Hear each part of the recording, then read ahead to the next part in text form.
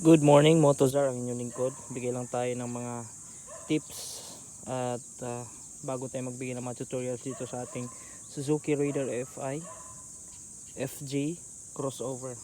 So maganda siya kasi nga magaan. Yun ang cons niya. At isa pa, malalaki yung telescopic niya.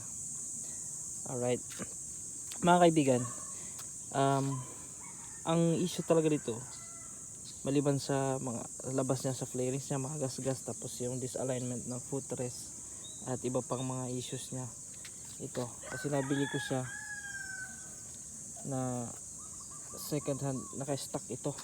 So dahil na-stock ito mga kaibigan, napakatagal na na-stock, ang nangyari ito, yung ating tangke, kung titingnan ninyo yan, i-zoom ko lang yan, napakaraming latak sa ilalim niyan. Then subject for replacement yung ating fuel filter yan. Pag kumuha ako ng sample sa loob ng latak, may nakukuha tayo, diba? So napakarami niyan, no? Kuha pa tayo yan, diba? Yan yung sisira ng FI natin, yung fuel injection. Bakit? Kasi nga ilan sa mga dumi dyan makakalusot, hindi na masala ng ating fuel filter. Papasok yan, dadaan yan dito sa ating fuel hose, lalarga yan hanggang dun sa ating fuel injection. Pagdating sa fuel injection, napakaliliit ng butas niyan, nasa 8 or 6 to 8 holes lang yan, na napakaliliit talaga para mag-spray. At kapag pumasok doon yung mga dumi na yan, yan yung nagiging dahilan kaya pumupugak. Okay, itong motor na ito, ramdam ko na rin yung pugak niya, pero madali lang naman yan kasi nga nagdi-DIY naman ako. So ang unang gagawin ko talaga dyan, magpalit tayo ng fuel filter. So kaya hindi ko pa siya gaanong ginagamit, bagamat na iakyat na natin sa bundok, pero pa hindi ganun ka babad na ginagamit natin. Kasi nga subject for replacement yung ating fuel filter. Napakadali lang magpalit niyan, sa XRM ginawa ko na yan. So dito gagawin ko rin yan, abangan nyo na lang sa aking tutorial. So gagawa tayo ng mga tutorials dito. So bago ko naman palitan yan mga kaibigan, syempre babaklasin ko yan, babaklasin ko to, babaklasin tangke, lilinisan natin yan, alug-alugin kung ano yung makagawa nating paglilinis para matanggal yung mga latak na yan. Then papalitan natin yung fuel filter. Then sa fuel injection hindi naman tayo maglilinis, hindi tayo maggagawa nung tinatawag nating FI cleaning. Throttle body cleaning gagawin natin yan, pero FI cleaning hindi ko yun ginagawa. Gagawin ko lang yan kapag ka worse na talaga.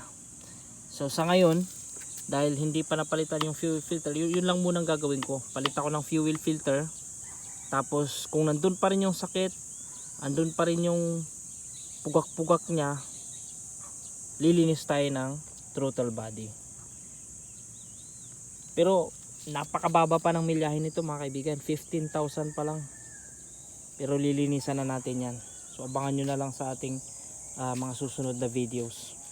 Pero ang kailangan talaga aksyonan natin yung fuel filter.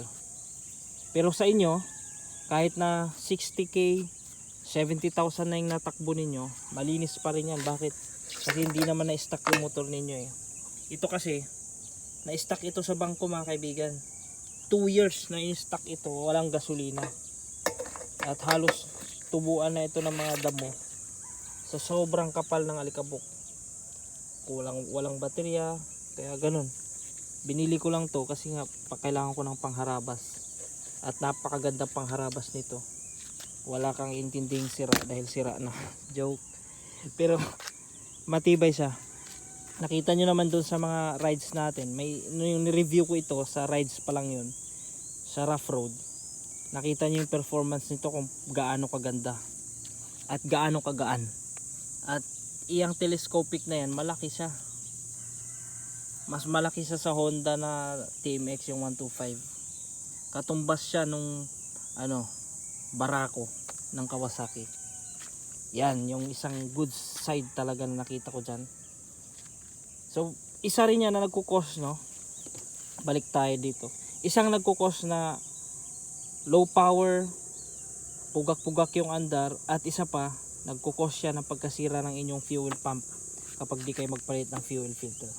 Kaya ang gagawin natin, papalitan talaga natin yan. Ang recommendation yan, every 10,000 to 15,000 kilometers run, magpalit kayo ng fuel filter. Napakadali lang yan mga kaibigan, at napakamura lang yan.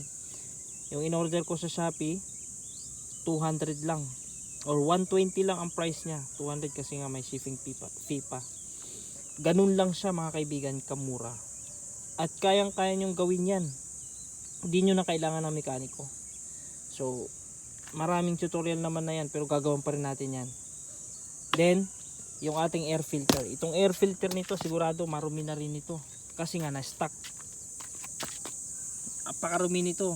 Dito sa part nito, napakarumi niyan. Nilinis-linis na lang natin yan. Tapos wala rin yung binilhan lang natin ng bagong tapaludo.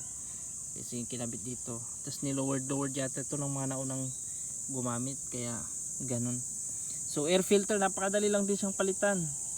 Tanggal lang yung mga tornilyo na yan. Kung mayroong tapaludo dito, may tapaludo kasi yan sa likod. Itong sa akin wala eh. Kasi nga hindi ko mga mahanapan eh.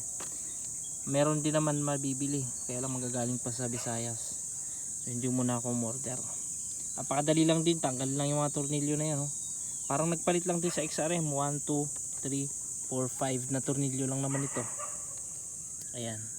Tapos may na-order din sa Shopee filters, pero sa akin manggagaling sa akin. Sa iba rin naman kasi ang prinsipyo or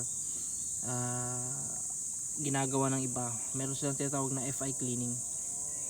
Sa akin di ko na ginagawa yun mga kaibigan. Sa mga nagdaang FI na motor ko, Raider 150 na FI, Honda Click, Honda XRM, puro FI yun. Saka ito FI din. Hindi ako pa FI cleaning. Maging dun sa aking CB150R na FI din yun ng Honda. Okay, hindi ako nagpa FI cleaning. Throttle body cleaning ginagawa ko naman yan every 20,000 kilometers run. Lilinisan lang yung throttle body. Okay, para kang naglinis lang ng karburador kapag ka naglinis ka ng throttle body. Yung FI siniset aside ko yan, hindi ko na nililinis yan kasi nga na-maintain ko naman maigi yung ating fuel filter. Kasi pag na-maintain mo maigi ang iyong fuel filter, lessen talaga yung pagpasok ng mga particles doon sa ating FI. Kaya hindi ko na kailangan ang FI cleaning. Just the throttle body cleaning. Bililinisan mo yung butterfly niya. Hindi ko na rin ginagalaw yung TPS niya. Okay? TPS yung throttle body positioning sensor. Kasi electrical yun. Sa FI din naman, lalong hindi ko rin ginagalaw. Okay, tinatanggal lang natin tapos lilinisan yung throttle body. Thank you mga kaibigan, awareness lang din pag nag-stock kayo ng motor ng FI, checkin nyo na yung iyong tangke ay may lamang gasolina para hindi kalawangin. Okay, bye bye.